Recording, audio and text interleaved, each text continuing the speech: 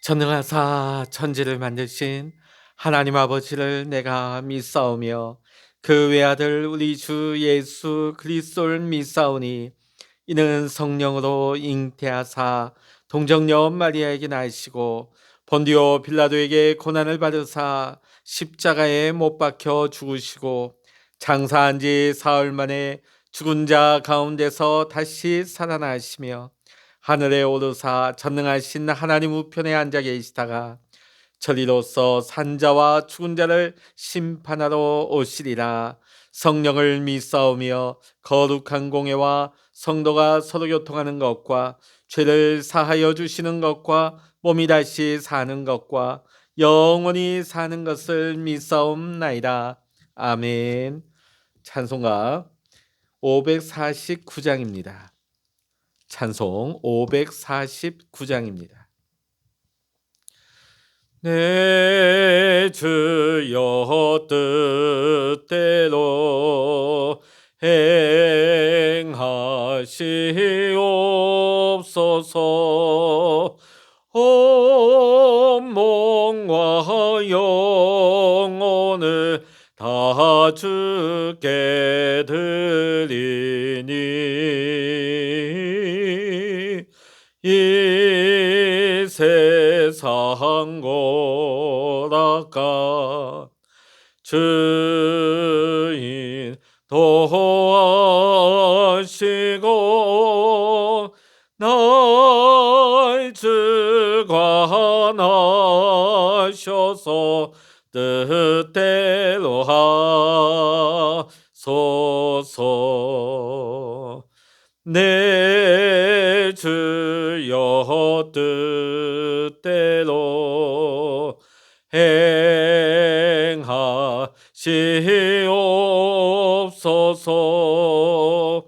큰 근심 중에도 낙심케 마소서. 주님도 때로는 울기도 하셨네. 날 주관하셔서 뜻대로 하소서. 내 주여 뜻대로 행하시옵소서.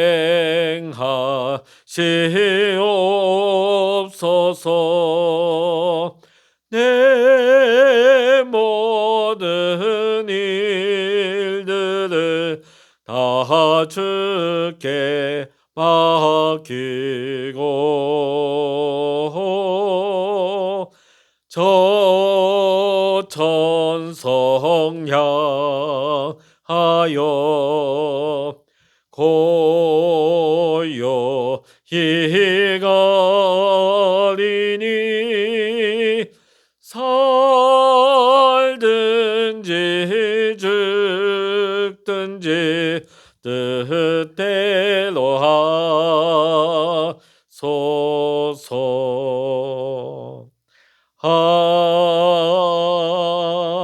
아멘. 이 시간 우리에게 주시는 하나님의 말씀 구약 이사야 42장입니다. 구약 1018면 구약 이사야 42장 1절로부터 25절까지입니다. 같이 읽겠습니다. 내가 붙드는 나의 종 내 마음에 기뻐하는 자 곧 내가 택한 사람을 보라. 내가 나의 영을 그에게 주었은즉 그가 이방에 정의를 베풀리라.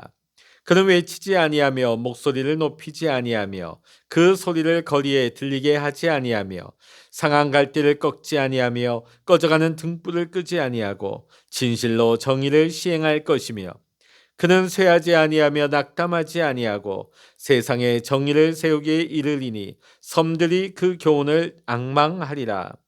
하늘을 창조하여 펴시고 땅과 그 소산을 내시며 땅 위의 백성에게 호흡을 주시며 땅에 행하는 자에게 영을 주시는 하나님 여호와께서 이같이 말씀하시되 나 여호와가 의로 너를 불렀은즉 내가 내 손을 잡아 너를 보호하며 너를 세워 백성의 언약과 이방의 빛이 되게 하리니 내가 눈먼 자들의 눈을 밝히며 갇힌 자를 감옥에서 이끌어내며 흑암에 앉은 자를 깜방에서 나오게 하리라. 나는 여호와이니 이는 내 이름이라. 나는 내 영광을 다른 자에게 내 찬송을 우상에게 주지 아니하리라. 보라, 전에 예언한 일이 이미 이루어졌느니라. 이제 내가 새 일을 알리노라. 그 일이 시작되기 전에라도 너희에게 이르노라. 항해하는 자들과 바다 가운데의 만물과 섬들과 거기에 사는 사람들아, 여호와께 새 노래로 노래하며 땅 끝에서부터 찬송하라. 광야와 거기에 있는 성읍들과 게다의 사람이 사는 마을들은 소리를 높이라. 셀라의 주민들은 노래하며 산꼭대기에서 즐거이 부르라. 여호와께 영광을 돌리며 섬들 중에서 그의 찬송을 전할지어다. 여호와께서 용사같이 나가시며 전사같이 분발하여 외쳐 크게 부르시며 그 대적을 크게 치시리로다. 내가 오랫동안 조용하며 잠잠하고 참았으나 내가 해산하는 여인같이 부르짖으리니 숨이 차서 심히 헐떡일 것이라. 내가 산들과 언덕들을 황폐하게 하며 그 모든 초목들을 마르게 하며 강들이 섬이 되게 하며 못들을 마르게 할 것이며 내가 맹인들을 그들이 알지 못하는 길로 이끌며 그들이 알지 못하는 지름길로 인도하며 암흑이 그 앞에서 광명이 되게 하며 구분대를 곱게 할 것이라. 내가 이 일을 행하며 그들을 버리지 아니하리니 조각한 우상을 의지하며 부어 만든 우상을 향하여 너희는 우리의 신이라 하는 자는 물리침을 받아 크게 수치를 당하리라. 너희 못 듣는 자들아 들으라. 너희 맹인들아 밝히 보라. 맹인이 누구냐? 내 종이 아니냐? 누가 내가 보내는 내 사자같이 못 듣는 자겠느냐? 누가 내게 충성된 자같이 맹인이겠느냐? 누가 여호와의 종같이 맹인이겠느냐? 내가 많은 것을 볼지라도 유의하지 아니하며 귀가 열려 있을지라도 듣지 아니하는도다. 여호와께서 그의 의로 말미암아 기쁨으로 교훈을 크게 하며 존귀하게 하려 하셨으나 이 백성이 도둑 맞으며 탈취를 당하며 다굴 속에 잡히며 옥에 갇히도다. 노략을 당하되 구할 자가 없고 탈취를 당하되 되돌려 주라 말할 자가 없도다. 너희 중에 누가 이 일에 귀를 기울이겠느냐? 누가 뒤에 올 일을 삼가 듣겠느냐? 야곱이 탈취를 당하게 하신 자가 누구냐? 이스라엘을 약탈자들에게 넘기신 자가 누구냐? 여호와가 아니시냐? 우리가 그에게 범죄하였도다. 그들이 그의 길로 다니기를 원하지 아니하며 그의 교훈을 순종하지 아니하였도다.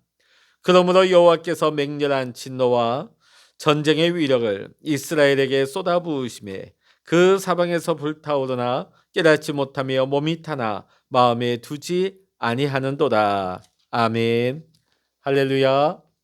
오늘도 함께 기도하시는 우리 사랑하는 모든 믿음의 성도 여러분에게 오늘도 하나님의 크신 은혜와 평강의 축복이 또 기도 응답의 축복이 함께 하시기를 주의 이름으로 간절히 축원합니다.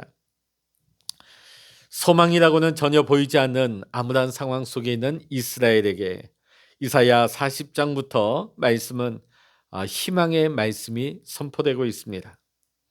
40장에서 해방의 메시지가 선포되어진 이후 41장에서부터 바벨론의 멸망과 제2의 출애굽이 선포되고 있습니다. 오늘 본문의 말씀 보면 이스라엘을 구원할 하나님이 택하신 종을 다음과 같이 소개하고 있습니다. 1절로부터 4절의 말씀 보면 주님의 마음에 기뻐하는 자로 표현하고 있습니다. 내가 붙드는 나의 종 내 마음에 기뻐하는 자 곧 내가 택한 사람을 보라.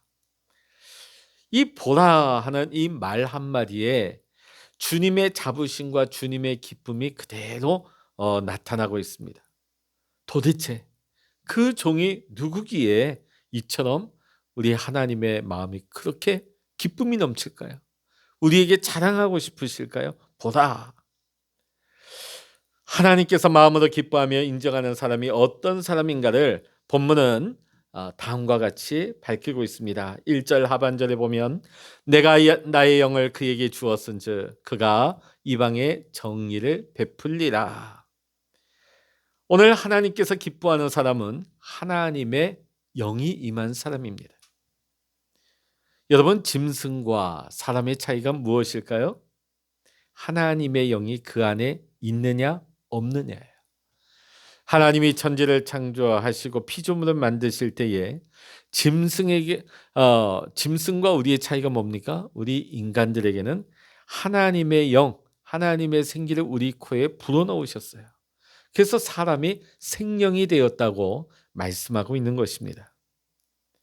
만일 우리 삶에서 우리가 영적인 모습을 상실해 버린다면 마치 짐승 같은 존재가 되는 것이죠. 아니, 어떤 면에선 짐승보다 못한 존재가 되고 마는 것입니다. 적어도 여러분, 짐승들 보시면 어떻습니까? 본능에 의해서 움직이긴 하지만 사람들처럼 필요하지 않은 것까지 욕심내고 끌어모으지는 않습니다. 짐승들은 딱 먹을 거 먹으면 끝나는 거예요. 여러분, 사자가, 동물의 왕국 보시면 사자가 짐승을 탁 치는 대로 잡는 거 보셨습니까? 얼룩말 딱 한 마리 사냥하고 나면 그 옆에 아무리 많은 떼가 있어도 더 이상 쳐다보지 않고 사냥하지 않습니다.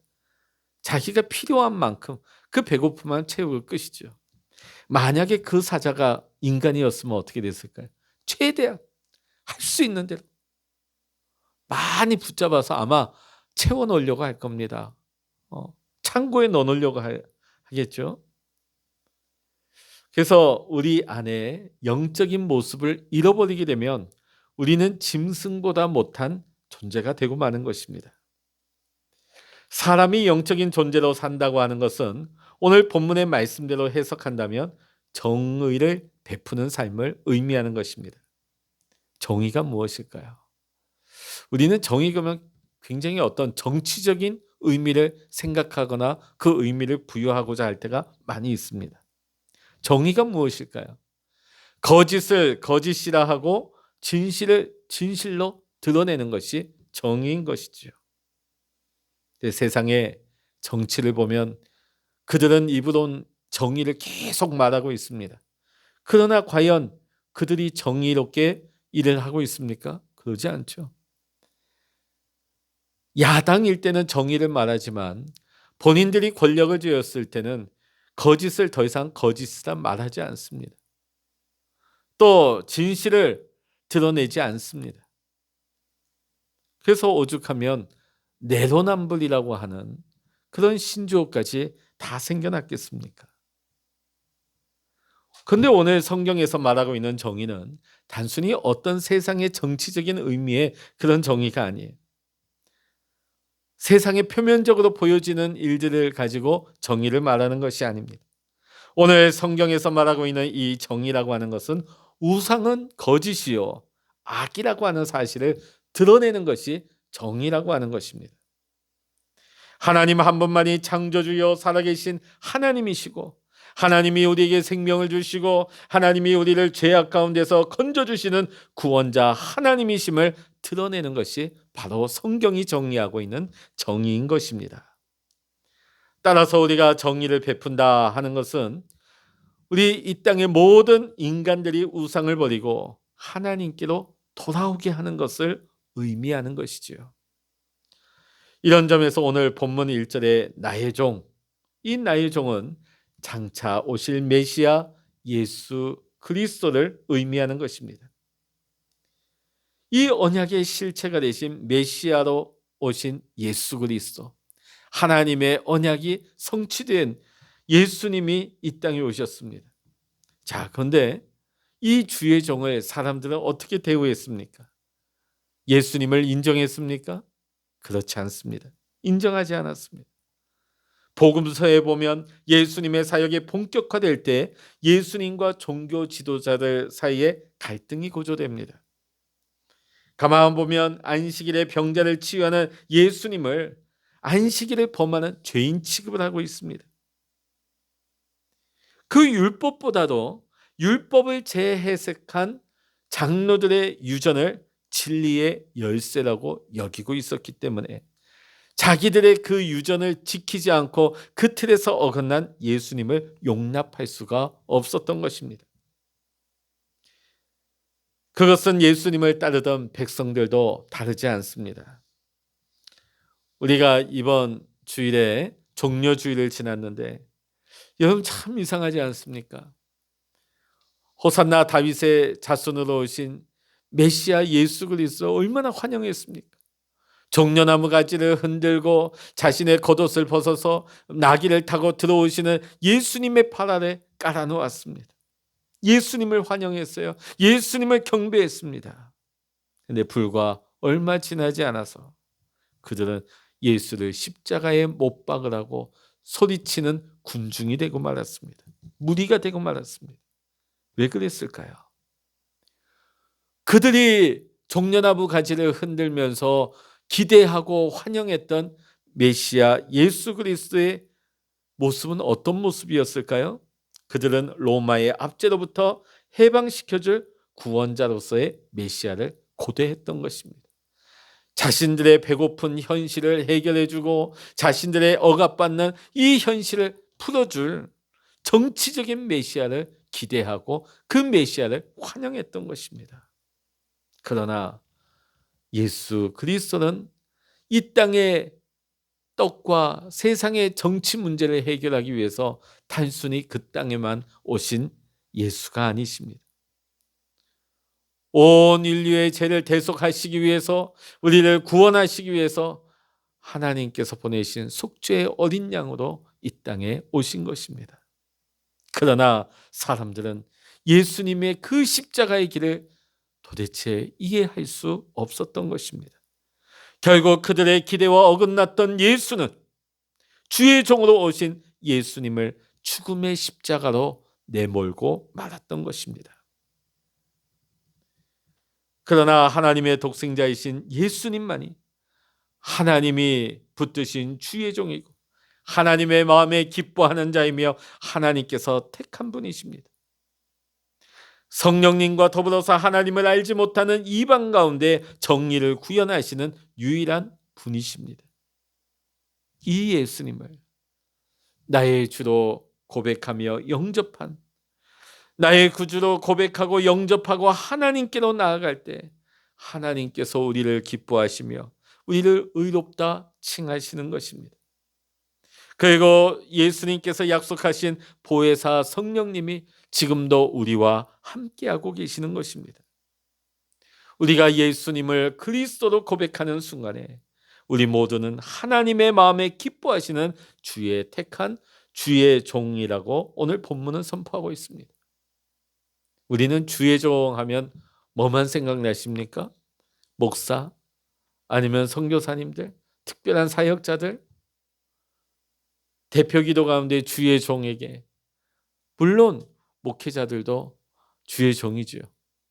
그러나 오늘 본문 말씀에 보니까 예수 그리스도를 고백한 우리 모두가 하나님 마음에 기뻐하시는 주의 택한 주의 종이라고 오늘 본문은 선포하고 있습니다. 그렇다면 주의 종으로 택함 받은 우리가 어떤 삶을 살아야 할지는 분명한 것입니다. 그것은 바로 정의를 베푸는 삶을 살아야 하는 것입니다. 오늘 우리의 세상이 어떻습니까? 불의가 가득하고 권모술수가 난무한 이 시대가 아닙니까?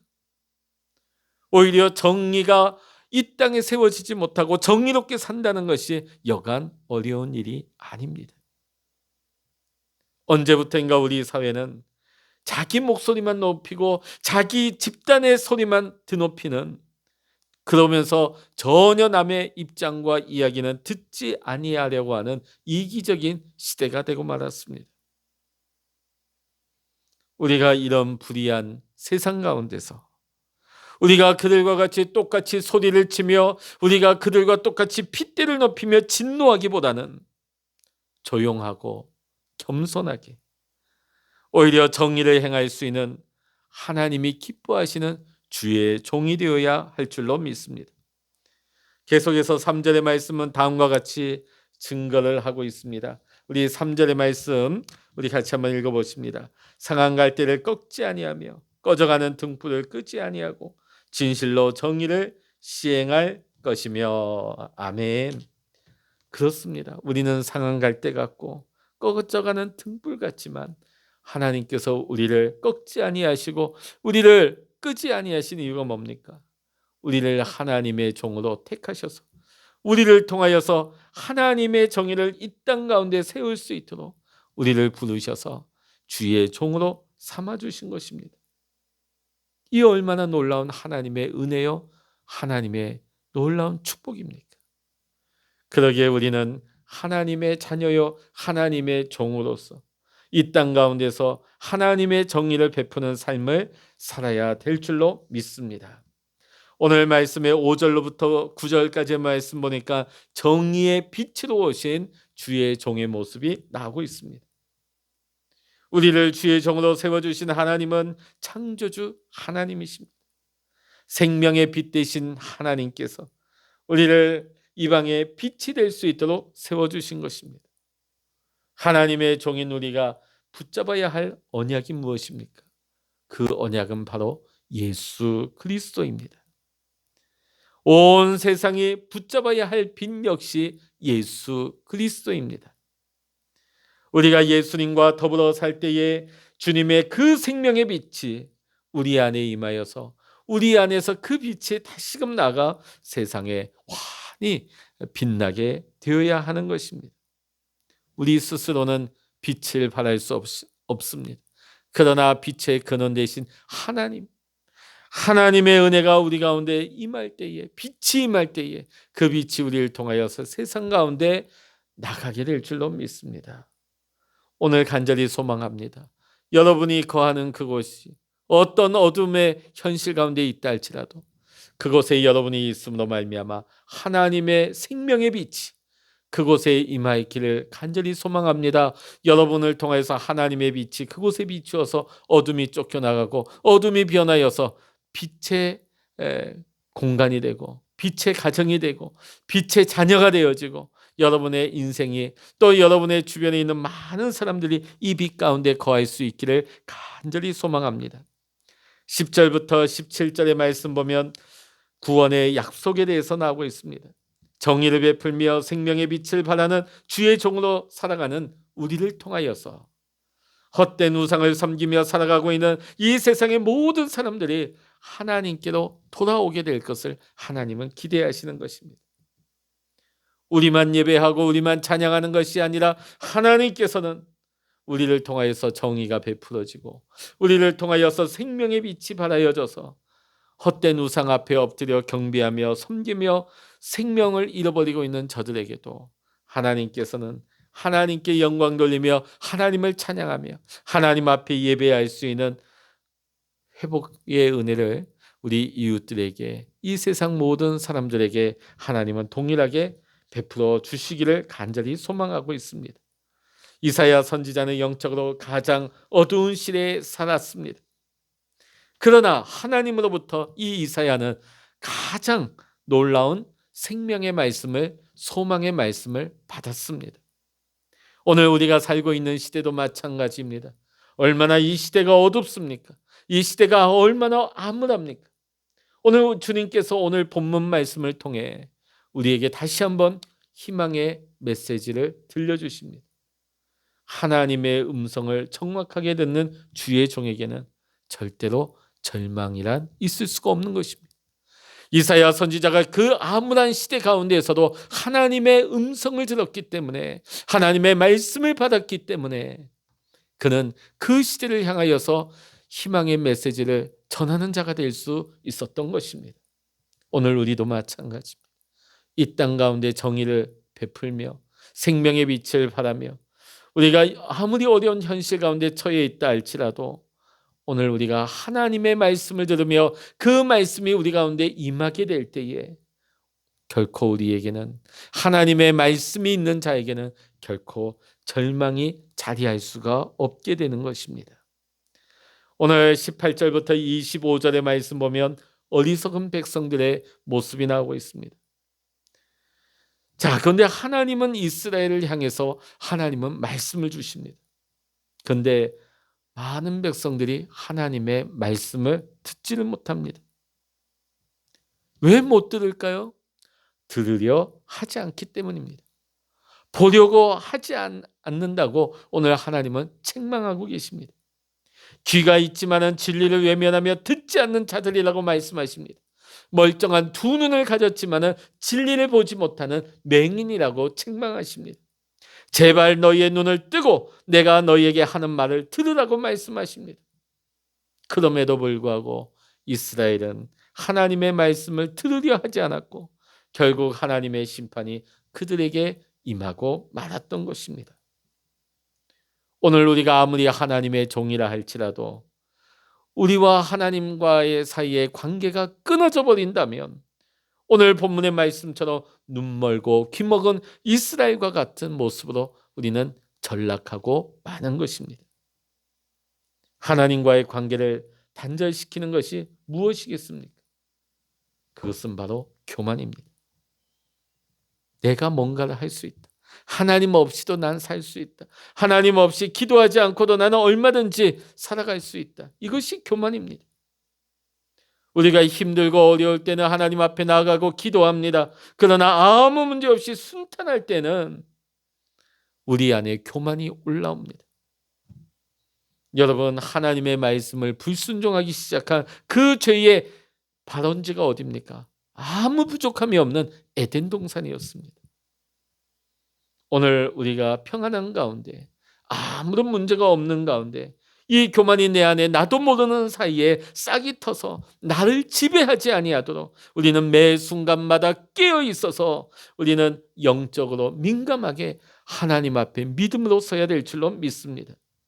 하나님께서 선택하신 주의 종으로 세우신 우리가 성령님께 무관심하고 하나님의 말씀을 멀리한다면 오늘 말씀 가운데 책망을 받고 있는 눈멀고 귀먹은 이스라엘의 모습이 오늘 우리가 되고 마는 것입니다.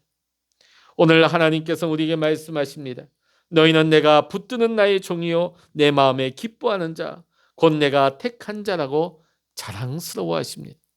오늘 하나님은 여러분을 너무나 사랑하십니다. 우리들을 너무나 존귀하게 우리를 보배와 같이 여기시는 하나님이십니다. 오늘도 우리가 하나님의 말씀에 온전히 순종하여서 우리의 삶의 자리에서 정리를 행하며 하나님 생명의 빛을 발하며 오늘 우리의 삶이 주님의 기쁨이 될 수 있는 오늘 말씀 가운데 보라 나의 택한 종을 보라 하는 하나님의 기쁘심, 하나님의 그 자부심이 오늘 저와 여러분의 삶을 통하여서 하나님의 기쁨이 될 수 있기를 원합니다. 오늘도 우리의 모든 삶이 주님의 기쁨이 되는 은혜로운 복된 하루가 될 수 있기를 이 시간 주의 이름으로 간절히 축원합니다. 기도하시겠습니다. 할렐루야. 하나님 아버지, 상한 갈대를 꺾지 아니하시고 꺼져가는 등불을 끄지 아니하시는 하나님의 자비와 긍휼로 하나님 우리를 사랑하여 주시어서 예수 그리스도로 말미암아 예수 그리스도를 믿고 영접한 모든 자에게 성령을 선물로 주시고 우리를 의롭다 칭하여 주셔서 우리를 택한 나의 종이라 불러주심을 감사드립니다. 하나님, 오늘도 우리가 살아갈 때에 하나님의 정의를 베풀게 하시고 하나님의 생명의 빛을 이 어두운 세상 가운데 비출 수 있는 주의 종이 되게 하여 주시옵소서. 종된 삶을 살게 하여 주시옵소서. 하나님, 오늘 이 삶이 우리가 살아가는 이 삶이 내 기쁨, 내 만족을 위해서 살아가는 내 욕심을 위해서 살아가는 하루가 되지 말게 하시고 주님의 기쁨이 되는 은혜롭고 복된 날이 될 수 있도록 주여 인도하여 주시옵소서. 모든 감사와 영광을 우리 주님께 올려드리며 우리 주 예수 그리스도의 이름으로 간절히 기도하옵나이다. 아멘. 찬양하라 내 영혼아, 찬양하라 내 영혼아, 내 속에 있는 것들아 다 찬양하라. 기도하라 내 영혼아, 기도하라 내 영혼아, 내 속에 있는 것들아 다 기도하라. 주의 일창을 합심하여 기도하십니다. 주여